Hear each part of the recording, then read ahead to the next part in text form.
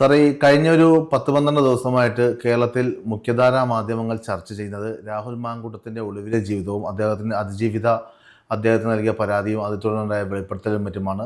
പ്രത്യേകിച്ച് പ്രതിപക്ഷ പാർട്ടികൾ ശക്തമായ മുതലെടുപ്പാണ് രാഹുൽ മാങ്കൂട്ടത്തിൽ വിഷയത്തിൽ UDF-നെതിരെ നടത്തിയത്. അത് UDF-ന് ഉണ്ടാക്കാൻ പോകുന്ന ഡാമേജ്, ഇമ്പാക്റ്റ് എത്രത്തോളം ഉണ്ട്? ഒന്ന് അത്. രണ്ട്, ഈ ശബരിമല സ്വർണ്ണക്കൊള്ളയുമായി ബന്ധപ്പെട്ട് CPM-ന്റെ രണ്ട് പ്രമുഖരായ വ്യക്തികളൊന്ന് പത്മകുമാറും വാസുവും ഇപ്പോൾ 2 ആഴ്ചയിലധികമായി ജയിലിലാണ്. ഇന്നിപ്പോൾ രമേശ് ചെന്നിത്തല രാവിലെ നടത്തിയ വാർത്താ സമ്മേളനത്തിൽ ചെന്നിത്തല പറയുന്നത് 500 കോടി രൂപയുടെ ക്രമക്കേട്, അഴിമതി നടന്നിട്ടുണ്ടെന്നാണ്. പ്രത്യേകിച്ച് ഇനി ഒരു മാസം കഴിയുമ്പോൾ ഹൈക്കോടതിൻ്റെ ഇടക്കാല റിപ്പോർട്ട് ഹൈക്കോടതിയുടെ കയ്യിൽ വരും. അപ്പോൾ സ്വാഭാവികമായിട്ടും പിണറായി സർക്കാരിന് ഉണ്ടാക്കാൻ പോകുന്ന ഡാമേജ് എത്രത്തോളമായിരിക്കും? പാണ്ഡൻ നായയുടെ ശല്യം പണ്ടേ പോലെ ബലിക്കുന്നില്ല എന്ന് പറയുന്നൊരു കാര്യം സത്യമാണ്. കാരണം രാഹുൽ മാങ്കൂട്ടത്തിനെതിരെ എടുത്ത നടപടികൾ അത് പഴയ മാതിരി ഉമ്മൻചാണ്ടിക്കെതിരെ എടുത്ത മാതിരി ബലിക്കാൻ പോണില്ല. 2015 കാലഘട്ടത്തിലാണ് ഉമ്മൻചാണ്ടിക്കെതിരെ സരിതാ നായരെ കൊണ്ടുവന്ന് ഒരു ഗൂഢാലോചന നടത്തി 10 കോടി രൂപ കൊടുത്ത്, പത്രക്കാർക്ക് 10 കോടി രൂപ കൊടുത്ത് ഒരു കള്ളക്കഥ ഉണ്ടാക്കിയത്. അതായത് 21 പേജ് മാത്രം ഉണ്ടായിരുന്ന സരിതാ നായർ ജയിലിൽ വെച്ച് എഴുതിയ. പക്ഷെ അതിൽ മല്ലേരി ശ്രീധരൻ നായർ ചില വെളിപ്പെടുത്തലും ഉണ്ടായിരുന്നല്ലോ. കോൺഗ്രസിന്റെ UDF-ന്റെ ഉള്ളിൽ നിന്ന് തന്നെ കുറെ ആരോപണങ്ങളും വന്നല്ലോ. ഞാൻ അവരെ ലൈംഗിക പീഡന പറയുന്നത്. ആ ലൈംഗിക പീഡനം വന്ധ്യവയോധികനായ നീതിമാനായ ഒരു നേതാവിനെ ഇല്ലാതാക്കാൻ വേണ്ടി വേറൊരു വഴിയുമില്ല എന്ന് മനസ്സിലാക്കി കേരളത്തിലെ വികസന കാര്യത്തിൽ ഏറ്റവും മുൻപന്തിയിൽ കൊണ്ടുവന്ന, അതായത് കൊച്ചി മെട്രോ, അതേപോലെ കണ്ണൂർ എയർപോർട്ട്, അങ്ങനെ വിഴിഞ്ഞം പോർട്ട്, അങ്ങനെ തുടങ്ങി കേരളത്തെ വികസനത്തിലേക്ക് നയിച്ച ഉമ്മൻചാണ്ടിയെ തകർക്കുക അത്ര എളുപ്പമായിരുന്നില്ല. അതിന് തിരഞ്ഞെടുത്ത രീതിയാണ് പിണറായി വിജയൻ, സരിതാ നായർ. ആ സരിതാ നായരെ കൊണ്ടുവന്ന രീതി ആലോചിച്ച് നോക്കൂ. ആ സമയത്ത് പത്രങ്ങളെ കൊണ്ട് വലിയ പ്രചരണം ഉണ്ടാക്കി, സരിതാ നായരെ ഇൻ്റർവ്യൂ സ്വീകരിച്ചു, കേരളത്തിൽ മാർക്സിസ്റ്റ് പാർട്ടി ഏറ്റെടുത്തു. പുറത്തിറങ്ങാൻ പറ്റാത്ത UDF-കാർക്ക് പുറത്തിറങ്ങാൻ പറ്റാത്ത അവസ്ഥയുണ്ടായി. അവസാനം എന്തായി? പിണറായി വിജയൻ്റെ പോലീസ്, പിണറായി വിജയൻ 2016 അധികാരത്തിൽ വന്ന പോലീസ് അന്വേഷിച്ചില്ലേ? എന്തെങ്കിലും കിട്ടിയോ? ക്രൈംബ്രാഞ്ച് അന്വേഷിച്ചില്ലേ? കിട്ടിയോ? സോളാർ കമ്മീഷനെ വെച്ചത് പിണറായി സർക്കാർ അല്ലല്ലോ. അല്ല, ആവട്ടെ, പോലീസ് അന്വേഷിച്ച് എന്തെങ്കിലും കിട്ടിയോ? അവസാനം CBI അന്വേഷിച്ചു. ഉമ്മൻചാണ്ടി അങ്ങനെ ലൈംഗിക വൈകൃതം എന്തെങ്കിലും ചെയ്തു എന്നുള്ള എന്തെങ്കിലും കിട്ടിയോ? കള്ളക്കഥയായിരുന്നു, വെറും കെട്ടിച്ചമച്ച കഥയായിരുന്നു. സോളാർ കമ്മീഷൻ ചെയർമാനിന് എത്ര കോടി കൊടുത്ത്? 5 കോടി രൂപ. അങ്ങനെ 25 കോടി രൂപ ചിലവാക്കി കേരളത്തിലെ കൊള്ളയടിക്കുന്ന ഒരു മന്ത്രിസഭ വന്നു. പിണറായി വിജയൻ എന്ന് പറയുന്നത് കേരളത്തെ എല്ലാ വിധത്തിലും തട്ടിപ്പ് നടത്തിയ ആളായി മാറി. അതിൻ്റെ ഇടയിൽ ഈ പ്രാവശ്യത്തെ ഇലക്ഷനിൽ കൃത്യമായിട്ട് എല്ലാ തരത്തിലും പരാജയപ്പെട്ട് നശിച്ചുകൊണ്ടിരിക്കുന്ന സമയത്താണ് രാഹുൽ മാങ്കൂട്ടത്തിൻ്റെ ഈ സംഭവം കൊണ്ടുവരുന്നത്. രാഹുൽ മാങ്കൂട്ടത്തിൻ്റെ സ്റ്റോറി ഇന്നുണ്ടായതാണോ? അല്ല. എന്തുകൊണ്ട് ആ പെൺകുട്ടി അന്ന് പരാതി കൊടുത്തില്ല? ആ പെൺകുട്ടി ഒരു പത്രപ്രവർത്തകയല്ലേ, വിവരമുള്ള കുട്ടിയല്ലേ, എന്തുകൊണ്ട് അന്ന് പരാതി കൊടുത്തില്ല? കൺസേൺഡ് പോലീസ് സ്റ്റേഷൻ ഒരു പരാതി ഉണ്ടോ? ഇല്ല. അതുകൊണ്ടല്ലേ ഹൈക്കോടതി ഇന്നലെ രാഹുൽ മാങ്കൂട്ടത്തിനെ ഓൺ ദ സ്പോട്ട് അറസ്റ്റ് ചെയ്തെന്ന് പറഞ്ഞിരിക്കുന്നത്. അപ്പോൾ അതൊരു കള്ളക്കഥയാണ്. അതിൽ രാഹുൽ മാങ്കൂട്ടത്തെ നമ്മൾ സപ്പോർട്ട് ചെയ്യുന്നില്ല. ചിലപ്പോൾ ആ പെൺകുട്ടിയുമായി ബന്ധമുണ്ടായിരിക്കാം. സ്വാഭാവികമായിട്ട് ആ പെൺകുട്ടിയെ ഇഷ്ടപ്പെട്ട് മുന്നോട്ട് പോകുമ്പോൾ ഇഷ്ടപ്പെടാത്ത പല കാര്യങ്ങളും ഉണ്ടായിട്ടുണ്ടാവാം. വിവാഹം കഴിച്ച ആൾക്കാർ പരസ്പരം പിരിയുന്നില്ലേ? അതേപോലെ രാഹുൽ മാങ്കൂട്ടത്ത് ആ പെൺകുട്ടിയുമായുള്ള ബന്ധത്തിൽ പല അകൽച്ചകളും ഇതൊക്കെ ഉണ്ടായി. അത് കൃത്യമായിട്ട് ആ പെൺകുട്ടി 1, 2, 3, 4, 5 സംഭവങ്ങൾ വിവരിക്കുമ്പോൾ ആദ്യം ആ പെൺകുട്ടി എന്താ ചെയ്തത്? ആ പെൺകുട്ടി രാഹുൽ മാങ്കൂട്ടത്തിൻ്റെ സ്ഥലത്ത് പോയി. മുഖ്യമന്ത്രിക്ക് പരാതി കൊടുത്താൽ എന്താ തെറ്റ്? മുഖ്യമന്ത്രിക്ക് പരാതി കൊടുക്കാൻ പാടില്ലെന്നൊന്നും ഈ രാജ്യത്തല്ലോ. തീർച്ചയായും പരാതി കൊടുക്കാം, പക്ഷെ എപ്പോഴാണ്? അത് അവരുടെ ചോയ്സ് അല്ലേ? എപ്പോഴാണ്? ഏത് സമയത്താണ്? ഒരു പത്രപ്രവർത്തകയ്ക്ക് സാമൂഹ്യബോധ നിയമങ്ങളെ കുറിച്ച് അറിയില്ലേ? കൺസേൺഡ് പോലീസ് സ്റ്റേഷൻ ആദ്യം പരാതി കൊടുക്കണം. അവിടെ നടപടിയില്ലേ? കമ്മീഷനോട്. എന്നിട്ടും ഇല്ലെങ്കിലാണ് മുഖ്യമന്ത്രി എടുത്ത് പോണത്. ഇത് 1.5 കൊല്ലം കഴിഞ്ഞിട്ട് ഇതുവരെ ഒരു പരാതി കൊടുത്തിട്ടില്ല. ഈ ചാനൽ ഉടമ ഭീഷണിപ്പെടുത്തി ഈ പരാതി കൊടുത്തില്ലെങ്കിൽ ആ ചാനൽ ജോലിയില്ല എന്ന് പറയുന്നൊരു സാധനം രാഹുൽ മാങ്കൂട്ടം കോടതിയിൽ എത്തിച്ചിട്ടുണ്ട്. അതിനർത്ഥം എന്താ? ഭീഷണിപ്പെടുത്തി ആ പെൺകുട്ടിയെ കൊണ്ട് ജോലി വേണമെങ്കിൽ കൊടുത്തോ. അതേപോലെ സരിതയ്ക്ക് കൊടുത്ത ഓഫർ മാതിരിയുള്ള കാര്യങ്ങളൊക്കെ നാളെ വരും. കാരണം ഈ പരാതി എടുത്തു നോക്കിക്കഴിഞ്ഞാൽ ഇന്ത്യയിൽ ഇന്നത്തെ സുപ്രീം കോടതിയുടെ സുപ്രധാനമായ വിധികൾ പരിശോധിച്ചു കഴിഞ്ഞാൽ ഇതൊരു ബലാത്സംഗമേ ആയി കണക്കൂട്ടാൻ പറ്റില്ല. പെൺകുട്ടി ഇഷ്ടപ്പെട്ടിട്ട് പരസ്പര സമ്മതത്തോടു കൂടിയിട്ടാണ് ആദ്യം ബന്ധപ്പെട്ടതെന്ന് കുട്ടി പറഞ്ഞിട്ടുണ്ട്.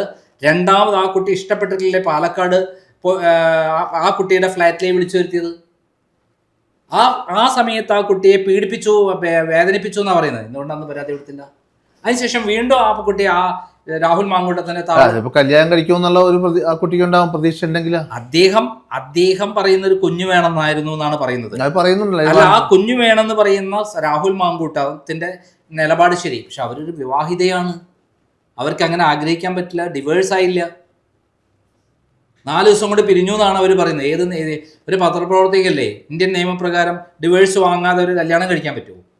4 ദിവസം കൊണ്ട് അവർ പിരിഞ്ഞു എന്നാണ് പറയുമെങ്കിൽ അതിന് അതുകൊണ്ട് നിയമപരമാവുമോ? അപ്പം നിയമപരമല്ലാത്ത ഒരു കാര്യങ്ങൾ പറഞ്ഞ് അവർ ഒരു ഭർത്താവിനെ വഞ്ചിച്ച് രാഹുൽ മാങ്കൂട്ടത്തിൻ്റെ കൂടെ പോയി. അവരും ഭർത്താവും കൂടി നിൽക്കുന്ന 6 മാസം വരെയുള്ള വീഡിയോസും ചിത്രങ്ങളുമാണ് പുറത്തു വന്നിരിക്കുന്നത്.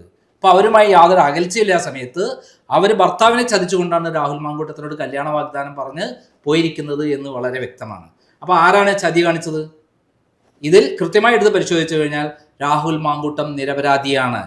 അദ്ദേഹം ആ പെൺകുട്ടിയിൽ ഇഷ്ടപ്പെട്ട് കല്യാണം കഴിക്കാൻ തയ്യാറായിട്ടുണ്ടാവും. അവസാനം ഇഷ്ടപ്പെടാതെ പല കാര്യങ്ങളും വരികയും ഭർത്താവുമായിട്ട് ഡിവേഴ്സ് ആയിട്ടില്ല എന്ന് കണ്ടപ്പോൾ പിരിഞ്ഞിട്ടുണ്ടാവും. നിരപരാധിയാണെങ്കിൽ ഇപ്പോൾ മറ്റേ അദ്ദേഹം 10-11 ദിവസമായിട്ട് ഒളിവിൽ പോകേണ്ട ആവശ്യമില്ല. ഞാൻ കഴിഞ്ഞ 60 ദിവസമായിട്ട് ഒളിവിലായിരുന്നു. അതെന്തുകൊണ്ടാണ്? എൻ്റെ പേരൊരു കള്ളക്കേസ് എടുത്തിരുന്നു. എൻ്റെ വീടും ഓഫീസും റീഡ് ചെയ്ത് പലതവണ കേസ് എടുത്തു. ഏതെങ്കിലും ഒരു സത്യസന്ധമായ കേസുണ്ടോ? ഹൈക്കോടതിയിൽ കോഷിയാമാണ് വീണ ജോർജ് എനിക്കെതിരെ കൊടുത്ത കേസ്. അതായത് ഇനി 7 ദിവസം ജയിലിലിട്ടാണ്. അതിൽ വീണ ജോർജിനെ കുറിച്ച് യാതൊന്നും എൻ്റെ കൈവശമില്ല എന്ന് പറഞ്ഞതിനാണ് എനിക്കെതിരെ കേസ്. ഐ ടേക്ക് 67 പ്രകാരം അപകീർത്തികരമായ വാർത്ത പ്രസിദ്ധീകരിച്ചു എന്നൊരു പരാതി കൊടുത്തു. പോലീസ് പിറ്റേ ഉച്ചയാകുമ്പോൾ എന്നെ പിടിച്ചുകൊണ്ടുപോയി. എൻ്റെ എല്ലാ കമ്പ്യൂട്ടർ എടുത്തുകൊണ്ടുപോയി. എന്തിനാണ്? എന്നെ വായടപ്പിക്കാൻ, എൻ്റെ പ്രവർത്തനം നിർത്തിപ്പിക്കാൻ, എന്നെ ഭീഷണിപ്പെടുത്താൻ, എൻ്റെ ജീവനക്കാരെ ഭീഷണിപ്പെടുത്താൻ.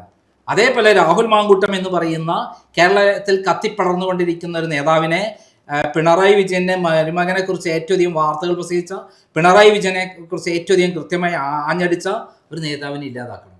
അങ്ങനെ ഈ പ്രാവശ്യം ഇലക്ഷനിൽ കൊഴിപ്പിക്കണം. അതിന് വേണ്ടിയിട്ടാണ് അദ്ദേഹം അത് ചെയ്തിട്ടുള്ളത് എന്നുള്ളത് വളരെ വ്യക്തമാണ്. അതാണ് ഹൈക്കോടതി ആ പരാതി വായിച്ചു കഴിഞ്ഞാൽ, തിരുവനന്തപുരത്തെ സെഷൻസ് കോടതിയുടെ വിധി വായിച്ചു കഴിഞ്ഞാൽ ആദ്യം തന്നെ പറയുന്ന പാരഗ്രാഫ് പ്രോസിക്യൂഷൻ്റെ വാദമാണ്. അതിൽ പറയുന്ന കാര്യം തന്നെ 5 കാര്യങ്ങൾ പറയുന്നുണ്ട്. 5 തവണ ഈ പെൺകുട്ടി പലതവണയായിട്ട് രാഹുൽ മാങ്കൂട്ടത്തിൻ്റെ കൂടെ പോണു. ആദ്യത്തെ തവണ ആ കുട്ടിയെ ബലാത്സംഗം ചെയ്തു എന്ന് പറഞ്ഞാൽ പിന്നെ എന്തിനാ ആ കുട്ടി പോണത്? എന്തിനു പോയി? അന്ന് എന്നോട് പരാതി കൊടുത്തില്ല. അവിടെ അവസാനിക്കുന്ന ആ കേസ് പ്യുവർ കള്ളക്കേസ്. രാഹുൽ മാങ്കൂട്ടം ഈ കുട്ടിയായിട്ട് ബന്ധമില്ല എന്ന് പറഞ്ഞിട്ടില്ലല്ലോ. അപ്പോൾ ബന്ധമുണ്ടായിരുന്നു, രാഹുൽ മാങ്കൂട്ടത്തിന് ഇഷ്ടമായിരുന്നു.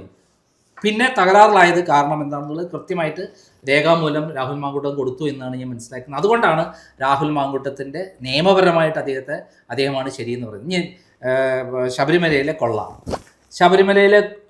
എന്ന് പറയുന്നത് ഇപ്പോൾ നടന്നതല്ല. 1998 കാലം മുതൽ ഇങ്ങോട്ട് വന്നതാണ് ശബരിമല കൊള്ള.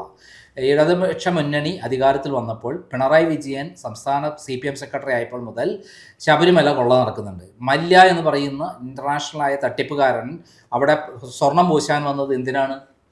1 കോടി രൂപയുടെ സ്വർണം പൂശാൻ കൊടുത്ത അവസരം ആ ശബരിമല മൊത്തം വിട്ടുകൊടുത്തു, അമ്പലം വിട്ടുകൊടുത്തിട്ട് എന്ത് ചെയ്തു? അവിടെ സ്വർണം പൂശാൻ കൈ കിട്ടി. അവിടെയുള്ള 3 താഴിക്കുടങ്ങളാണ് അഴിച്ചുകൊണ്ടുപോയത്. ആ താഴിക്കുടങ്ങൾ അസാധാരണമായി പവറുള്ള, നമ്മൾ റൈസ് പുള്ളർ എന്നൊക്കെ പറയുന്നില്ലേ, റൈസ് പുള്ളർ എന്നല്ല പേര്, ശരിക്ക് റാൻഡം പവറുള്ള ചെമ്പ്, പഴയ ചെമ്പിലുള്ള സാധനമാണ് ഈ 3. ഇതിന് ഇപ്പോഴത്തെ വില ഏറ്റവും ചുരുങ്ങി 30 ലക്ഷം കോടി കിട്ടും. അത് അടിച്ചു കൊണ്ടുപോകാൻ വേണ്ടി സൗകര്യം ചെയ്തെടുത്ത ആളാണ് പിണറായി വിജയൻ. അന്ന് തുടങ്ങിയത് അഴിമതി. അവിടെ ആ അഴിമതിയുടെ ഭാഗമാണ് പിന്നീട് ഈ സ്വർണം പൂശിയ 1 കോടിക്ക് അന്ന് സ്വർണം പൂശിയെന്ന് കോടിക്കണക്കിന് രൂപയായി മാറി. വില കാലം മാറിയപ്പോൾ ഇതിന് പ്രത്യേകതയുണ്ട്. ഇതിന് ആൻറ്റിക്കായി മാറും. കാരണം ശബരിമലയിലെ ദിവ്യമായിട്ടുള്ള വാതിലുകളും അതുപോലെയുള്ള സാധനങ്ങളാണ് അവിടെ ഉള്ളത്. ഇത് പുറമേൽ ആൻറ്റിക്കായി കണ്ടുകൊണ്ട് കോടിക്കണക്കിന് രൂപയാണുള്ളത്. ഏറ്റവും ചുരുങ്ങി 500 കോടി രൂപ വില മതിക്കുന്ന ഈ സാധനങ്ങൾ മറച്ചു വിറ്റു എന്ന് പറയുന്ന ഒരു കാര്യമാണ് ഇപ്പോൾ രമേശ് ചെന്നിത്തല പറഞ്ഞിരിക്കുന്നത്. ഇത് 500 കോടി. ഇത് തന്നെയാണ് ഞാൻ പറഞ്ഞത്. അദ്ദേഹം തെളിവ് കൊടുക്കാൻ പോവുകയാണ്. ഇതിൽ മുഖ്യമില്ലാൻ ആരാ? സാമാന്യ ബോധമുള്ള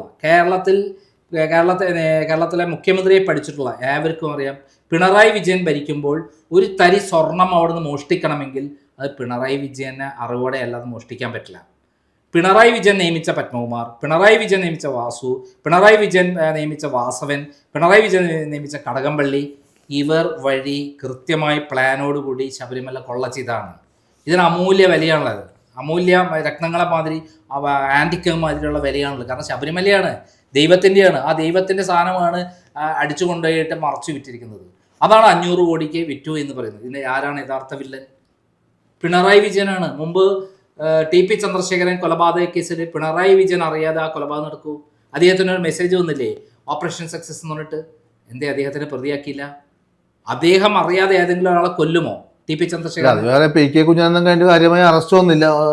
അന്ന് അത് അന്നത്തെ ഒരു ആഭ്യന്തര വകുപ്പ് കൈകാര്യം ചെയ്ത തിരുവഞ്ചൂർ രാധാകൃഷ്ണനായിരുന്നു. അതിനുശേഷം ആഭ്യന്തര വകുപ്പ് മന്ത്രിയായിരുന്നു മാറി ചെന്നിത്തലയായി. അപ്പൊ അത് UDF സർക്കാരിന്റെ, ഉമ്മൻചാണ്ടി സർക്കാരിന്റെ പിടിപ്പേടി ആയിരുന്നില്ലേ? അതെ, അവരും കൂടെ അഡ്ജസ്റ്റ്മെന്റ് ആണ്. ഇവരെ രാഷ്ട്രീയ നേതാക്കന്മാർക്ക് അഡ്ജസ്റ്റ്മെന്റ് തന്നെയാണ്.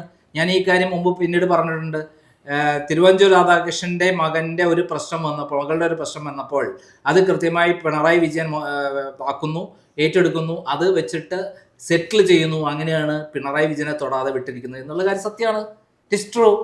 അല്ലാന്ന് പറഞ്ഞത്. അപ്പോൾ അതേപോലെ എല്ലാം സെറ്റിൽമെന്റ് ആണ്. പക്ഷെ ശബരിമല കാര്യത്തിൽ ഇതേ സെറ്റിൽമെന്റുകൾ തന്നെയാണ് നടക്കുന്നത് എല്ലായിടത്തും. പക്ഷേ ഇപ്പോൾ ഹൈക്കോടതി നിരീക്ഷണത്തിൽ കേസ് നടന്നതുകൊണ്ടാണ് ഇത്തരം വസ്തുതകൾ പുറത്തു വന്നിരിക്കുന്നത്. അതിൽ SITക്ക് പരാതി കൊടുക്കുകയും ഇതും കൂടി അന്വേഷിക്കണം എന്ന് പറഞ്ഞിട്ട് SITന് മുന്നിലേക്ക് രമേശ് ചെന്നിത്തല വന്നത് നേരെ ആരെ പിടിക്കാനാണ്? പത്മകുമാർ പറഞ്ഞ ആ ദൈവത്തെ പിടിക്കാനാണ്. പത്മകുമാറിന്റെ ദൈവാരാ? മാർക്സിസ്റ്റ് പാർട്ടിക്കാരനായ നിരീശ്വരവാദിയായ പത്മകുമാറിന്റെ ദൈവം ആരാണ്? പിണറായി വിജയൻ. അവർക്ക് ആപ്പാടെ ഒരു അല്ല, ഈ അന്വേഷണം ഒരു കൃത്യമായ രീതിയിൽ എത്തേണ്ട ആളുകളിലേക്ക് എത്തുമെന്ന് സാർ വിശ്വസിക്കണം. ഫോർ ഞാൻ പറയാൻ കാരണം, SITയെ നിയോഗിച്ചത് ഹൈക്കോടതിയുടെ അണ്ടറിലാണ് SIT പ്രവർത്തിക്കുന്നത് നമുക്കറിയാം. പക്ഷേ എങ്കിൽ പോലും പിണറായി വിജയന്റെ പോലീസിൽപ്പെട്ട ആൾക്കാരാണല്ലോ ഈ SITയിലുള്ളത്. അതുകൊണ്ട് SITയുടെ പ്രവർത്തനം ഒരു കാര്യക്ഷമമായ സുതാര്യമായ രീതിയിൽ മുന്നോട്ട് പോകുന്ന സാർ തോന്നുന്നുണ്ടോ? ഹൈക്കോടതി നിരീക്ഷണത്തിൽ നടക്കുമ്പോൾ സത്യസന്ധരായ ഓഫീസർമാരാണെങ്കിൽ പിണറായിയുടെ അല്ല കമ്മിറ്റ്മെന്റ്. മുമ്പ് കോൺഗ്രസ് ഭരിക്കുമ്പോൾ, കേന്ദ്രത്തിൽ ഭരിക്കുമ്പോൾ ഹൈക്കോടതി നിരീക്ഷണത്തിൽ ലാവ്ലിൻ കേസ് കൊണ്ടുവരികയും എല്ലാ രേഖകളും ഹൈക്കോടതി വരുത്തിക്കുകയും ചെയ്തതിന് ശേഷമാണ് പിണറായി വിജയൻ പ്രതിയായത്. ആ രേഖകളെല്ലാം പരിശോധിച്ചിട്ട്. അല്ലെങ്കിൽ പിണറായി പ്രതിയാവില്ല. ഇതേപോലെ ഹൈക്കോടതി നിരീക്ഷണത്തിൽ കൃത്യമായി അന്വേഷണം നടക്കുമ്പോൾ ഹൈക്കോടതിയാണ്, ഗവൺമെൻറ്റോ പിണറായി ഒന്നുമല്ല. പക്ഷേ ഇവിടെ ഹൈക്കോടതി ജഡ്ജിമാരെ അടക്കം വിലയ്ക്ക് വാങ്ങാൻ കഴിവുള്ള ആളാണ് പിണറായി വിജയൻ. ഉബൈദ് ജഡ്ജിന് 25 കോടി രൂപ കൊടുത്തിട്ടാണ് ലാവ്ലിൻ കേസ് അട്ടിമറിച്ചതെന്നുള്ള ഒരു പരാതി ഇന്ത്യൻ പ്രസിഡന്റിന് അജയ് കുമാർ എന്ന് പറയുന്ന പത്രപ്രവർത്തകൻ കൊടുത്തിട്ടുണ്ട്. ഈ പറയുന്ന ഉബൈദിന്റെ 2 മക്കൾക്ക് യൂസഫ് അലിയുടെ കമ്പനിയിൽ ജോലി കൊടുത്തു എന്ന് പറയുന്ന ആരോപണമുണ്ട്. അപ്പോൾ ഈ പറയുന്ന ജഡ്ജിമാരെ അടക്കം വിലയ്ക്ക് എടുക്കാൻ കഴിവുള്ള പിണറായി സംബന്ധിച്ചതൊക്കെ അട്ടിമറിക്കാൻ കഴിവുണ്ട് എന്നുള്ളതിന്റെ തെളിവ് കൂടിയാണ് സുപ്രീം കോടതിയിൽ എന്ത് കിടക്കുന്നത്. 8 വർഷമായിട്ട് ലാവ്ലിൻ കേസ് തൊടാൻ നിൽക്കുന്നത്. കേന്ദ്രത്തിനെ, അതായത് പിണറായി നരേന്ദ്രമോദിയെ അമിത്ഷാ അടക്കം വിലയ്ക്ക് വാങ്ങി എന്നുള്ളതാണ് സത്യം. അപ്പോൾ അതെല്ലാം അഡ്ജസ്റ്റ്മെന്റ് ആണ്. പിണറായി വിജയന്റെ ലാവ്ലിൻ കേസ്, പിണറായി വിജയന്റെ സ്വർണ്ണക്കടത്ത് കേസ്, പിണറായി വിജയന്റെ ലൈഫ് മിഷൻ തട്ടിപ്പ് കേസ്, പിണറായി വിജയന്റെ റിവേഴ്സ് ഹവാല കേസ്, അതേപോലെ റിവേഴ്സ് സ്പ്രിംഗ്ലർ കേസ്, എന്തെല്ലാം കേസുകളുടെ കോടാനുകോടി രൂപ പിണറായി വിജയൻ ഉണ്ടാക്കിയിട്ടുണ്ട്. എന്നിട്ട് എന്ത് ചെയ്യുന്നത് ഇവിടെ എത്താത്തത്? അഡ്ജസ്റ്റ്മെന്റ് ആണ്. കേന്ദ്രത്തിൽ BJPയുടെ ശരിക്കും ഇവിടുത്തെ ബ്രാൻഡ് അംബാസിഡറാണ് പിണറായി വിജയൻ. പിണറായി വിജയൻ മരിക്കുന്നവരെ ഇവിടെ മുഖ്യമന്ത്രി ഇരുന്ന് കഴിഞ്ഞാൽ തുടർന്നൊരു BJP ഇവിടെ അധികാരത്തിൽ വരാനുള്ള എല്ലാ കാര്യങ്ങളും ചെയ്യാമെന്നാണ് പിണറായിയും ഇവരും തമ്മിലുള്ള ധാരണ. പിണറായിക്ക് എന്നാണോ നിർത്തുന്നത് അന്ന് ഈ CPMനെ തന്നെ BJPയിൽ ലയിപ്പിക്കും. ഇതാണ് ധാരണ. അപ്പോൾ അതിന് വിശ്വാസങ്ങളിലേക്ക് കൊണ്ടുപോയി, മതത്തിൻ്റെ അയ്യപ്പനെയൊക്കെ പൂജിക്കുന്ന തലത്തിലേക്ക് കൊണ്ടുപോയി, മാർക്സിസ്റ്റ് അണികളെ മുഴുവൻ ഹിന്ദുത്വത്തിലേക്ക് കൊണ്ടുപോയി, അങ്ങനെ അവസാനം എന്ത് ചെയ്യും? BJPയിൽ ലയിപ്പിച്ച് പിണറായിൻ്റെ വഴിക്ക് പോകും എന്നുള്ളതാണ്. അതുകൊണ്ടല്ലേ സ്വന്തം മകനെയും മകളെയും വിദേശത്ത് എത്തിച്ചത്? ഇവിടെയാണോ ഉള്ളത്? മകൾ ഇവിടെയുണ്ട്, മകളും വിദേശത്തിലെ ബിസിനസ്, മരുമകൻ ഇവിടെയുണ്ട്, മകനോ കോടാനുകോടി രൂപയുടെ ബിസിനസ്സുമായി വിദേശത്ത് എങ്ങനെയാണ് ഇതാവുന്നത്? ഈ പണമൊക്കെ അവിടെയല്ലേ എത്തുന്നത്? ഇതൊക്കെ അന്വേഷണം പോയി കഴിഞ്ഞാൽ കൃത്യമായ അന്വേഷണം, ഇവരൊക്കെ എന്നോ ജയിലാവേണ്ട ആൾക്കാരല്ലേ? ഇതാണ് സത്യം.